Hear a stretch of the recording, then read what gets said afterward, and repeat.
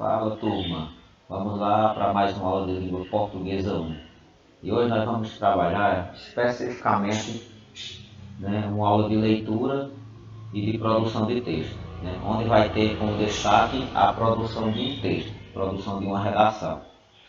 Lembram que trabalhamos durante todo o primeiro semestre, visando as Olimpíadas de Língua Portuguesa, o gênero narrativo, relato de memórias. Eu vou apresentar primeiro para vocês a proposta de atividades. Então, a nossa proposta para hoje é conversar com uma pessoa mais velha da família e pedir que conte um fato marcante de sua vida, um medo superado, um dia de alegria, uma situação engraçada, uma viagem marcante, etc. Pode ser um desses temas, um desses conteúdos, ou esse etc. indica que podem ter também outros temas que você, diante da sua criatividade, pode modificar.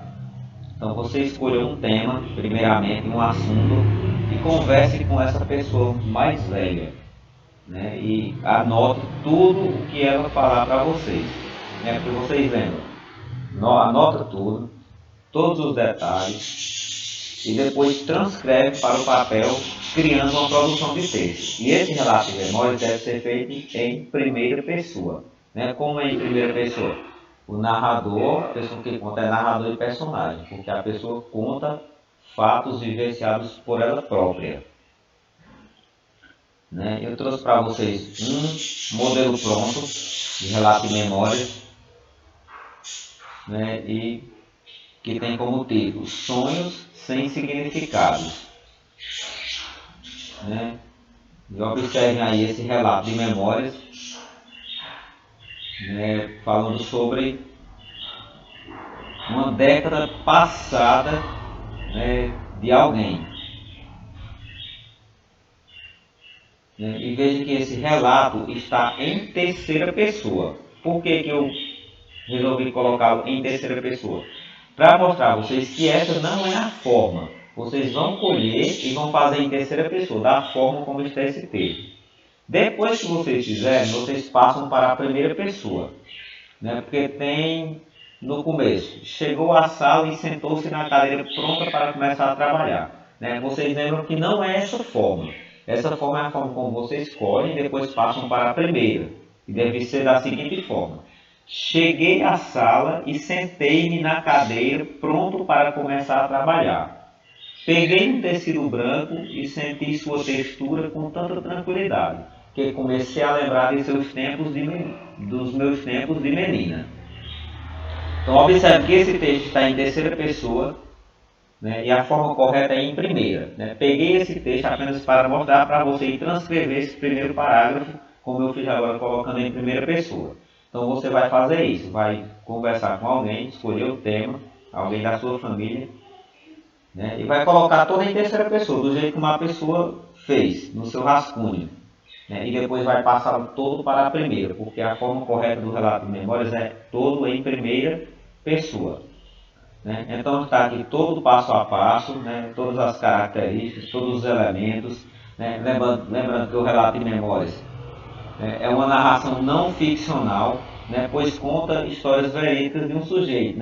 Como assim histórias verídicas? Verídico é tudo aquilo que é verdadeiro, que realmente aconteceu. Você pode acrescentar um ou outro fato, uma situação, apresentar as emoções e sentimentos. Isso você pode acrescentar na história. Agora, claro, tudo com base na lógica. Tudo que faça sentido e que não fuja da lógica da história que você vai contar. E seu texto, seu texto deve ter, ser dividido entre 3 e 4 parágrafos. Lembre-se de antes dar um título ao texto. Entre 3 e 4 parágrafos, e deve ter no mínimo 10 e no máximo 15 linhas. Então você vai fazer um texto curto, que deve ter o mínimo de 3 parágrafos e o máximo de 4. O mínimo de 10 e o máximo de 15 linhas. Então observe todos os elementos, todas as características, tudo aquilo que nós já trabalhamos sobre o relato de memórias, que uma pessoa conta a história vivida por ela mesma, né, onde predomina verbos no passado, né, a primeira pessoa do singular também é o que predomina como pessoa, né, o que eu fiz agora há pouco, né, que foi passando o primeiro parágrafo de um relato para a primeira pessoa, que é a forma correta, assim como vocês viram, né, e usem a criatividade, né, na hora de conversar com uma pessoa escolhida, né, pensando num tema, né, se vai falar sobre brincadeiras, vai falar sobre um passeio, né, sobre uma situação triste, sobre uma situação alegre ou engraçada, né, ou então outro tema escolhido por você, né, e lembre-se, é um texto agradável, é uma história boa de se ler, boa de se escrever, boa de se pesquisar, né? E você é o artista que vai conversar com a pessoa e vai escrever seu texto, porque escrever também é uma arte, ler é uma arte,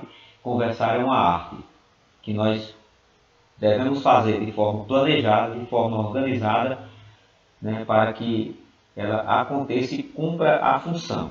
Então desejo a vocês bom desempenho, boa sorte.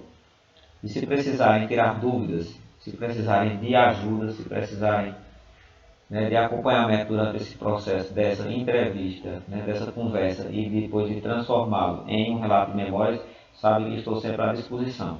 Bom final de semana, Deus abençoe a vida de cada um, né, e bom descanso.